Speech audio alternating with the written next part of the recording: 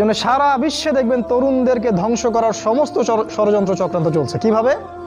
Point number 1, প্রথমত ইহুদি এবং খ্রিস্টান এই সভ্যতা আপনার সাথে যা করেছে তা হচ্ছে আপনাকে আপনার জীবনের উদ্দেশ্য থেকে তারা সরিয়ে দিয়েছে। এটা 1 নাম্বার কাজ তারা করেছে। আল্লাহ পাক কোরআনে বলেছিলেন, ওয়ামা খালাকতুল জিন্না ওয়াল ইনসা ইল্লা লিয়াবুদুন, আমি মানুষ এবং জিনকে শুধুমাত্র আমার ইবাদত করার জন্যই সৃষ্টি করেছি। তারা আপনাকে এই উদ্দেশ্য থেকে সরিয়ে দিয়েছে। এখনকার যুবক শ্রেণী আল্লাহর জন্য বাঁচে না, আল্লাহর জন্য মরে না।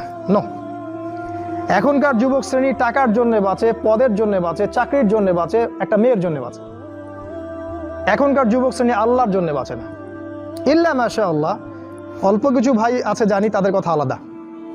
এটা প্রথম কাজ সেটা করেছে, আপনাকে আপনার জীবনের উদ্দেশ্য থেকে সরিয়ে দিয়েছে। আমি 100% নিশ্চিতভাবে বলতে পারি, আপনি যে যুবককে জিজ্ঞাসা করবেন